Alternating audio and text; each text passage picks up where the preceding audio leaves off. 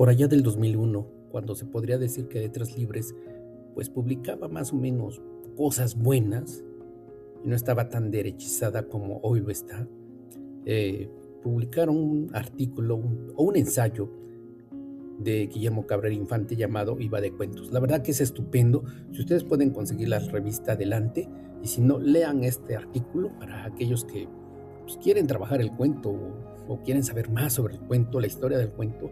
Es estupendo este trabajo.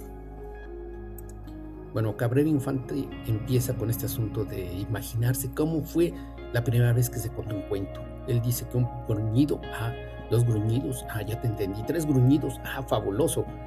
Y esto provocó, pues, las onomatopeyas, que es el antecedente de las epopeyas. Y cuando ya estamos hablando de epopeyas, pues ya estamos hablando de Homero, de Ovidio, de esas grandes historias que nos siguen persiguiendo. Cabrera Infante nos dice que la Ilíada, la Odisea, pues pueden ser un conjunto de cuentos silvanados. Y tiene razón. Y en la época romana, pues ya empieza el asunto de la novela, pero también el cuento.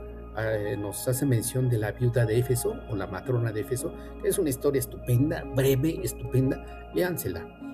Luego ya viene la Edad Media.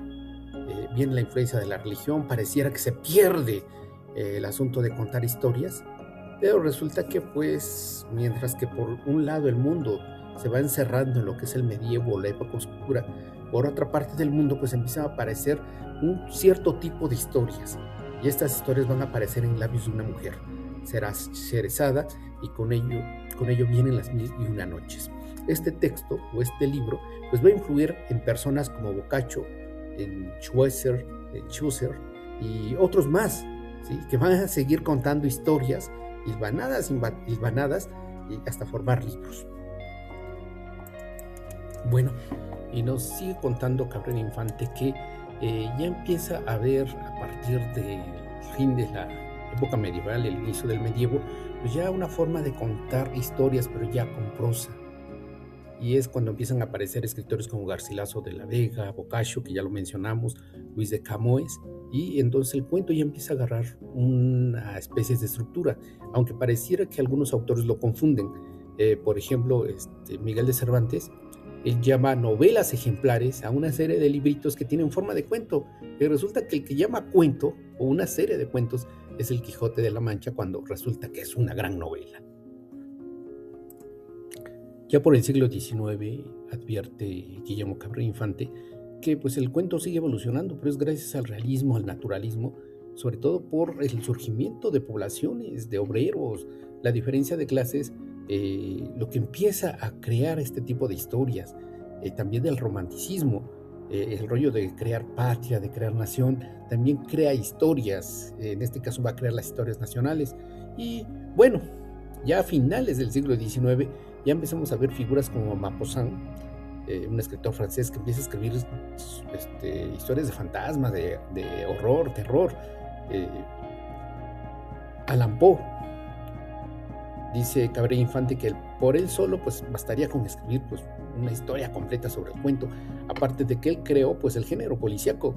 Y tenemos a Chekhov, que pues él también perfecciona el cuento. Digamos que aquí ya tenemos a los dos principales maestros del cuento: Edgar Allan Poe, que le da una buena forma, una buena estructura de la cual se sigue manejando hasta la fecha, y Chekhov, que él maneja cuestiones del realismo, de la verosimilitud, pero también cómo hacer que la anécdota se convierta en una estructura cuentística.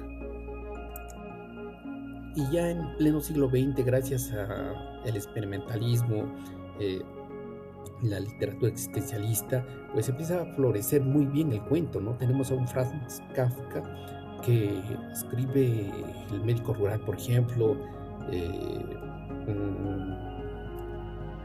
La metamorfosis, y otros relatos cortos que tienen la forma de cuento o hasta de mini relatos. También tenemos aquí en América Horacio Quiroga, aunque Guillermo Cabrera Infante dice que no le gusta, pero él en su juventud lo leyó. Yo lo leí y la verdad que me sigue gustando este señor Horacio Quiroga. Después ya tenemos a autores pues ya destacados como Hemingway, a Raymond Carver, que le siguen dando más teoría al cuento y cómo hacer el cuento, en este caso Hemingway con la teoría del iceberg, eh, Carver con el manejo del diálogo, y tenemos a Borges, que él hace otro tipo de cuento que tiene que ver mucho con el rollo del ensayo o fingir que nos está dando a leer ensayos cuando en realidad son cuentos, o cuentos muy metafísicos, muy matemáticos, muy científicos o casi científicos. Tenemos a García Márquez, que escribe sobre una realidad pues alterada o mágica en la mayoría de sus cuentos. Y aunque Cabrera Infante ya no llegó a conocer a Bolaño, por ejemplo, a Roberto Bolaño, pero pues aquí cabe mencionarlo a él, ¿no? Como un cuentista que viene a renovar otra vez la literatura. Y yo creo que en eso va el cuento. Cada escritor viene aportando sus ideas.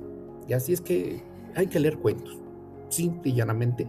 Y bueno, con eso termino este pequeño resumen y espero que los herederos de Guillermo Cabrera Infante y aquellos fanáticos de letras libres pues no me tumben este video.